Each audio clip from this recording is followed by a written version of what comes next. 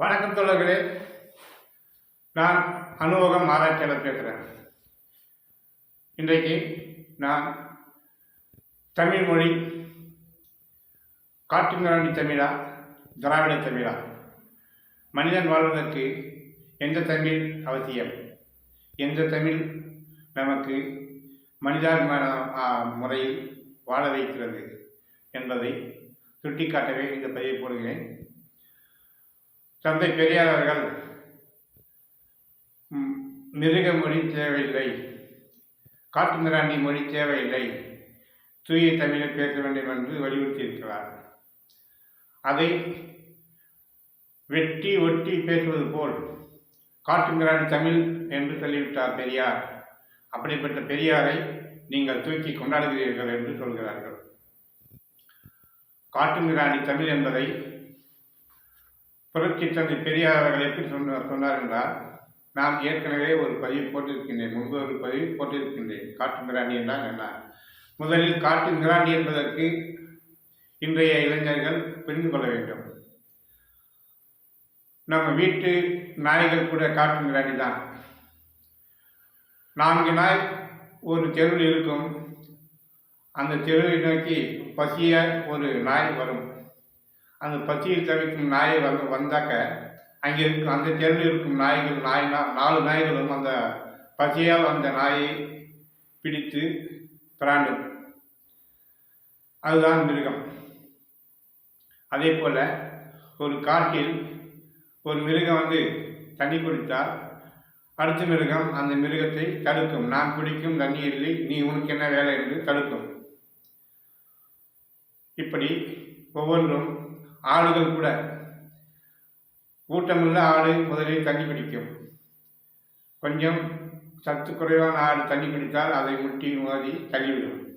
இப்படி மிருகங்களின் செயல்பாடை மனிதன் செய்வதால் தான் காட்டுமிராண்டி தமிழை பேசாது என்று பெரியார் அவர்கள் சொல்லியிருக்கிறார்கள். தோழர்களே, இனியாவது ஏமாற்றுக்காரர்கள் சொல்லும் பாஷைகளெல்லாம் ஏற்றுக்கொள்ள வேண்டாம். மனிதனை மனிதனாக மதித்து வாழ்வதற்கே தந்தை பெரியார் அவர்கள் அப்படி சொன்னார். காட்டுமிராண்டித்தனமாக தமிழை பேசாதீர்கள் என்று. நீ கோயிலுக்குள் போனால் கடவுள் கோயில் விட்டு வெளியே போய்விடும் என்று சொல்கிறார். ஒரு மனிதன் கோயிலுக்கு போனால் இன்னொரு மனிதன் சொல்வது, நீ கோயிலுக்கு போனால் கடவுள் கோயில் விட்டு வெளியே போய்விடும் என்று சொல்கிறார். அது காட்டுமிராண்டி தமிழ் அல்லவா? அவர் பேசுவது தமிழ் தானே. அதனால் தான் காட்டுமிராண்டி தமிழை பேசாதே என்று சொல்லியிருக்கிறார்.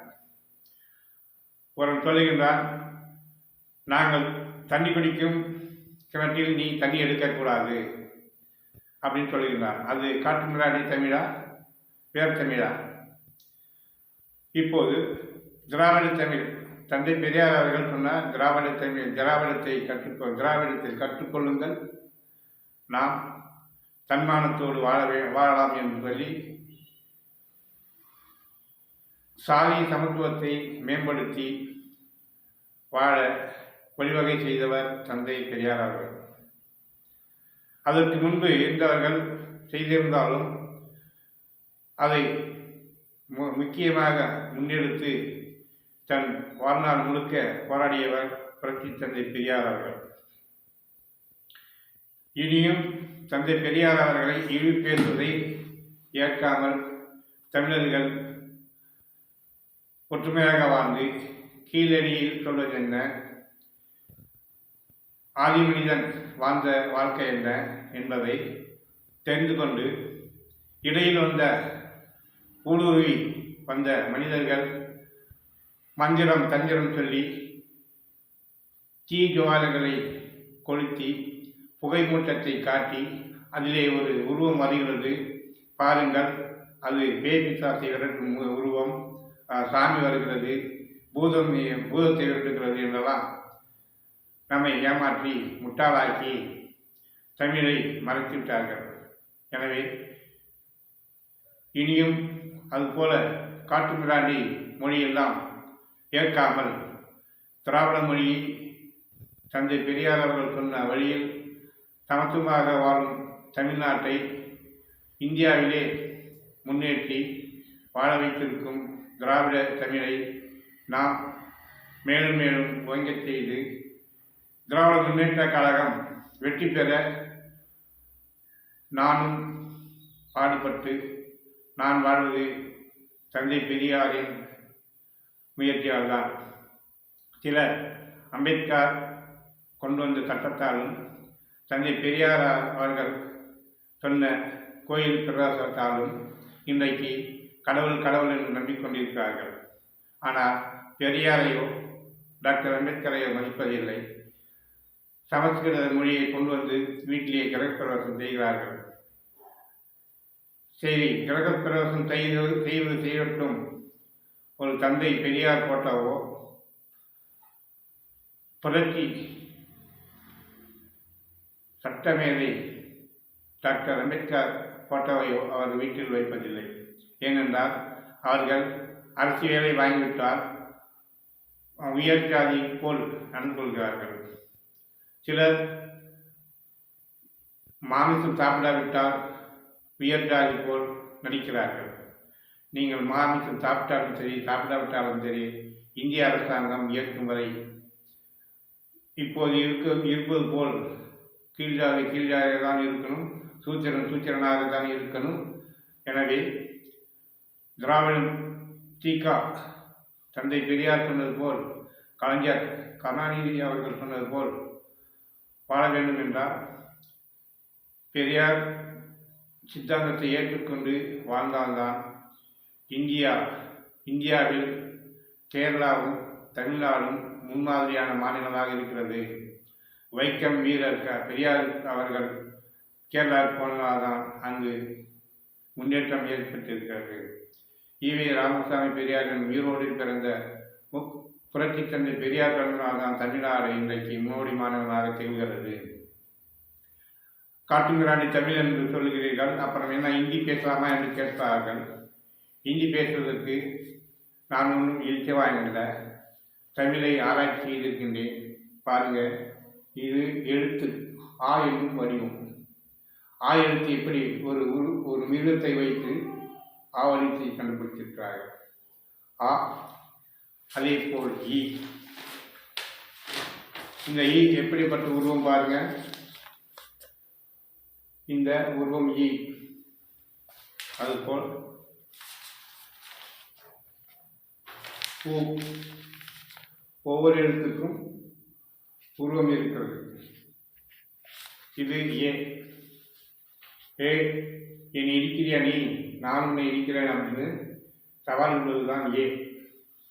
இப்படி ஒவ்வொன்றுக்கும் தமிழில் உருவம் இருக்கிறது. இது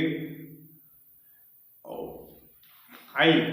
ஒரு கன்றுக்குட்டி பால் குடித்து கொண்டு இருக்கும்போது ஐ, கன்றுக்குட்டி பால் குடிப்பார் ஐ அப்படின்னாங்க, அது ஐ.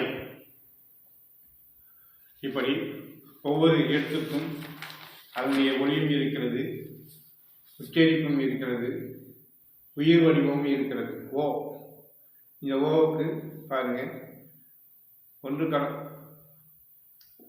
கலக்கும் பயிற்சி, ஓ என்னும் ஒற்றுமை, இப்படி பல்வேறு முன்னெடுப்புகளை நான் ஆராய்ந்து மிருகங்களின் ஒற்றுமை இருப்பதை இதிலே சுட்டிக்காட்டியிருக்கின்றேன் பாருங்கள். இப்படி தமிழை ஆராய்ச்சி செய்யும் நான் தந்தை பெரியார் அவர்களின் முன்னெடுப்பால் வெள்ளையர்கள் வந்த பிறகு தமிழ்நாட்டில் இன்றைக்கு அனைத்து சாதியினரும் வாழ்வதற்கு, சமத்துவமாக வாழ்வதற்கு தந்தை பெரியார் அவர்களும் பேரறிஞர் அண்ணா அவர்களும் முத்தமிழ் அறிஞர் கலைஞர் கருணாநிதி அவர்களும் முன்னெடுத்து சமத்துவமாக வாழ சமத்துவபுரம் கட்டி மனித நேயத்தை வளர்த்து வாழ வைத்த திராவிடத்தை இனியும் மறக்க வேண்டாம். ஏமாற்றுக்காரர்கள் சொல்வதையெல்லாம் கேட்டு பல்லிழிக்க வேண்டாம், கை கொட்ட வேண்டாம். அன்பு தோழர்களே, தமிழ் அறிவியலை பல்வேறு எடுத்துக்காட்டுகளாக நான் சொல்லி வருகின்றேன். இனியும் ஏமாறாமல் தமிழை உற்றுநோக்கி உலக மொழி மூத்த மொழி, உலக மொழியிலே மூத்த மொழி தமிழ் என்பதை நான் இப்போது காட்டிய உருவம் வைத்து நீங்கள் தெரிந்து கொள்ளலாம். பார்த்தமைக்கு நன்றி, வணக்கம்.